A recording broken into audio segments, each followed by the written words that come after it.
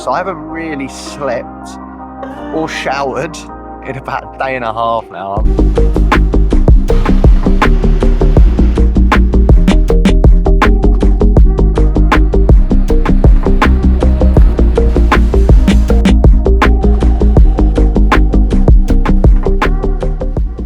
Good morning from Seoul, South Korea. Welcome back to the channel, guys. I hope you're all doing well. Personally, I feel like I look considerably better to how I actually feel. So I flew through the night from China last night. I left China around 1 a.m. and I arrived in Seoul at about 5 a.m. So I haven't really slept or showered in about a day and a half now. I'm feeling pretty grim, to say the least, but I'm so stoked to be back in Seoul. It's my second time here, and I was very naive the first time I came here, like stupidly naive. I've just spent 2 weeks in Japan, and I flew to Seoul after, and I was constantly comparing Seoul to the likes of Osaka, Tokyo, which is so stupid of me, because you can't really do that, can you? Like, they're completely different places, in it. So I'm really excited that my flight on my way back to New Zealand had this stopover here, and of course I was going to spend some time to revisit this place and see it through the eyes as a photographer. I already know from dropping my bag at the hotel that I'm going to love this place already. So I think today is just going to be a classic exploring photo vlog, but I also wanted to touch on something that I get a lot of questions about, and that is my everyday camera bag for like travel, street, the gear I bring. So yeah, without further ado, let's get to it, but let's get some coffee first, because this is going to be the first of many.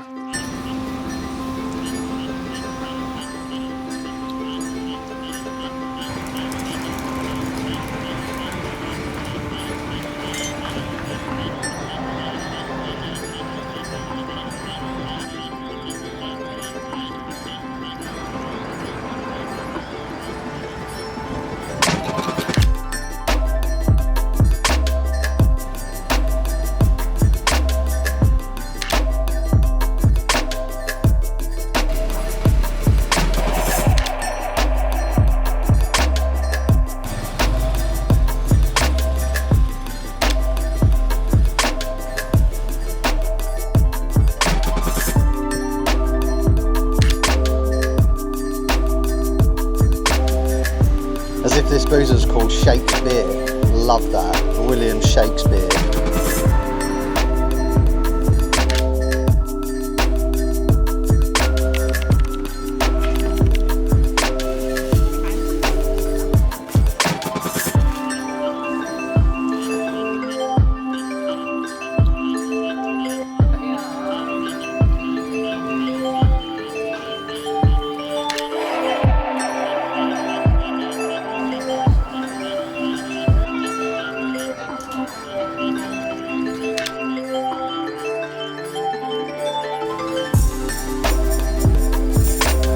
So I really like the shape of this building. There's quite a lot of distractions though. I'm trying to line it up to be as minimal as possible.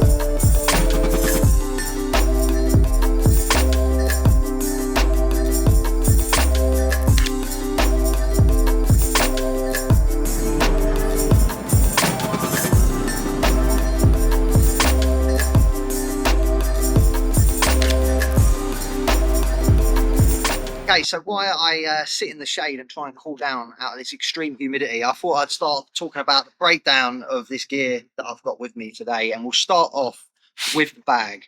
This is the Belroy 10-litre Venture Sling. Now, first of all, big up to Belroy for sending me this about a year and a half ago. This is not sponsored by Belroy. They've got no say in what I think about this bag. They just simply reached out and said, hey, do you want to try this bag or a couple of bags? And I was like, yeah, absolutely. That would be sick. And yeah, I can wholeheartedly say that this is the best sling that I've probably ever used. When I'm in the city and walking around day to day, even when I've not got camera gear, I've just been using this all the time. So the fact that it is a camera bag is yeah, bonus to them. It's this really like strong, durable material, and I think that it doesn't really look like a camera bag, which is sick, because yeah, there's like, you know, they're not the nicest things, are they, camera bags? They look pretty ugly most of the time. And also going somewhere that's not as safe, because it doesn't look like a camera bag, I don't feel as worried about, you know, sort of being targeted or whatever. Up top, we've got these two lovely waterproof zippers, and we'll open this one up. This is the main compartment. I'm not sure how good you're going to see in there, but it's got these little inserts, and they're not removable, but they like, you can make them, you can move them down so you don't have to have any inserts, or you can make like these sections bigger. Pretty genius idea. Then on each end it's got these little pockets that you can put stuff in. So for instance, like this end, got my passport for obvious reasons, because if my bag got stolen at the hotel and I left it in it, then I would be staying in Seoul for the rest of my life. But yeah, we've got the A7cr in here. We've got the 85mm. I'll talk about all the gear a little bit later. And this thing, I've never really spoken about this, but I'll talk about this later as well.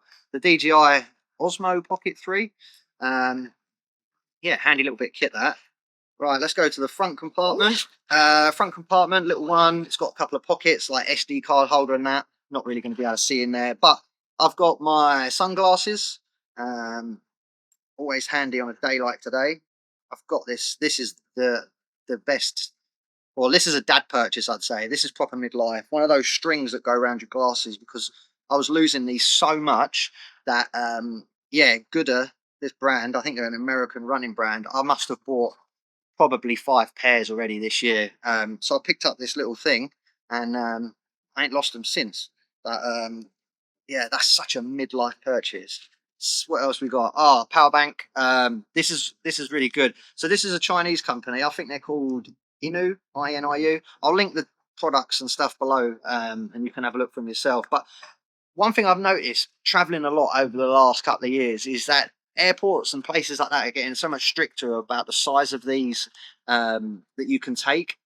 Obviously, there's some shady brands out there, and a lot of them are blowing up on planes. But from what I've looked at, I think this is the highest capacity you can get away with, especially in China. Obviously, I've been traveling to China quite a lot over the last year, and they're hot on this. Like, they'll have your bag out.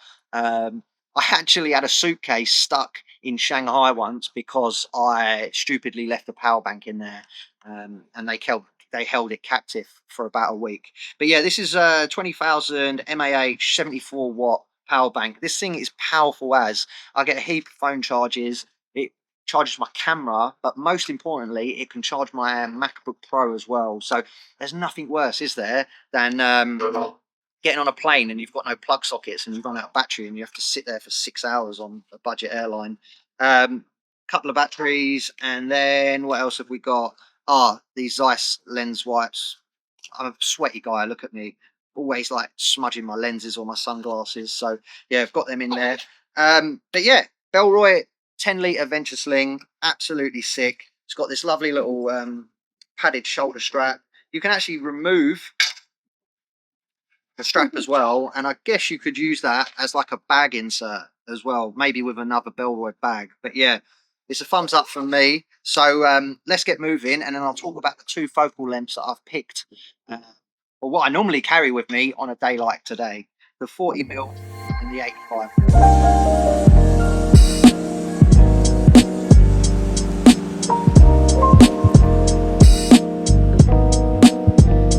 Okay, bear with me on this one because I'm going to butcher this for sure. But this is the Dongdaemun Design Plaza, DDP for short. An obscure piece of architecture. I'd actually seen this online prior to coming to Seoul, and when I knew that I was coming here, I knew I had to come. So I'm loving it so far. An absolutely incredible piece of architecture. A photographer's paradise.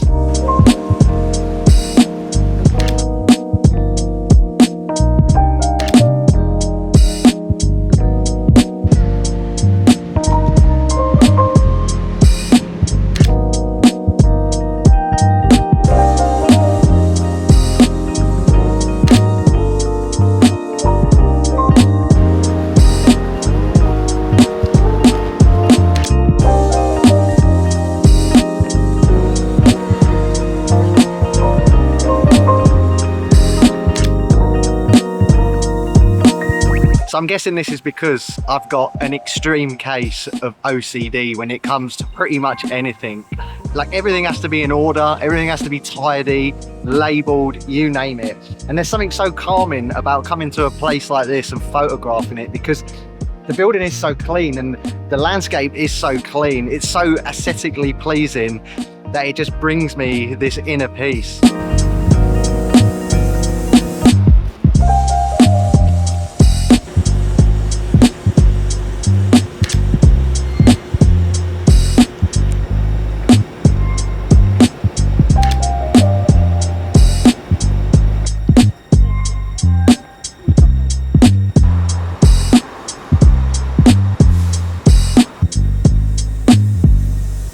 So there's this lovely frame behind me right here, these two like bridge columns. You've got one in the foreground and one in the background, and you can shoot through them. There's a little sliver of light as well that comes through the middle, and when a person walks through, it's just simple frames, but they're so effective. I've shot a few on the 40mm, but the 85mm is the real winner.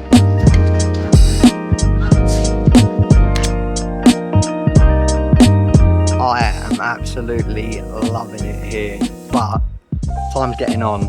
I've got a lot more places that I want to see, so let's get on with it.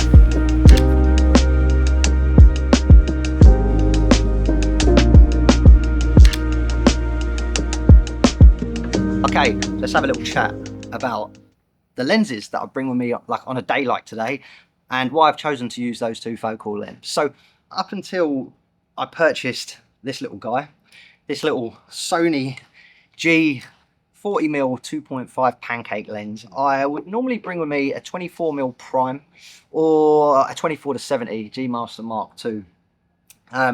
The reason I picked this one up was because I was doing some research on my Lightroom catalog a while back, and I was looking at the metadata to see what focal lengths I shoot my images at, and I was absolutely blown away when it told me I was shooting a lot of my images there or thereabouts the 40mm focal length. So I picked this guy up, and honestly I can say it's not left this camera. It complements the A7cr perfectly. It's small, lightweight, and I never realized how versatile the 40mm focal length was until I started using it. Like, the way that my photography's changed over the years, the 40mm is wide enough for me now.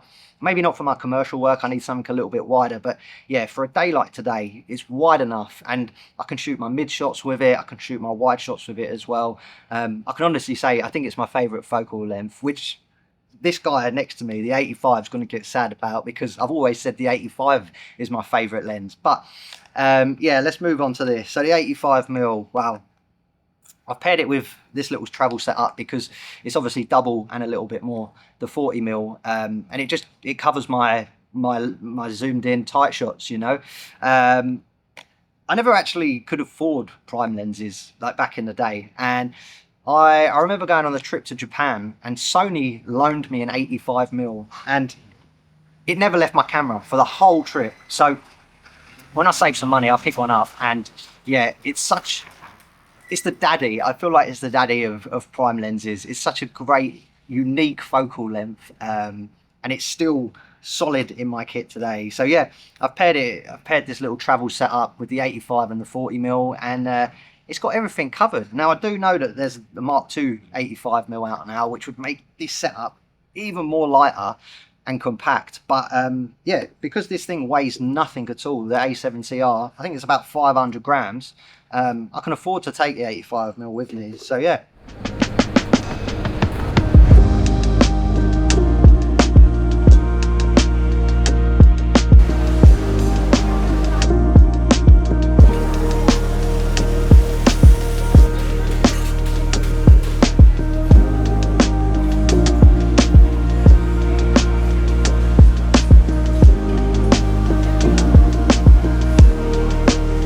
I'm pretty sure that it's the movie-like scenes just like this that bring me back to Asia time and time again. Being able to shoot all day, even at night, because everywhere's lit up so nicely, is such a dream. I also love these textures. I love shooting through these. They're like sort of rain covers for these outdoor restaurants, and they create some really nice texture when you shoot through them.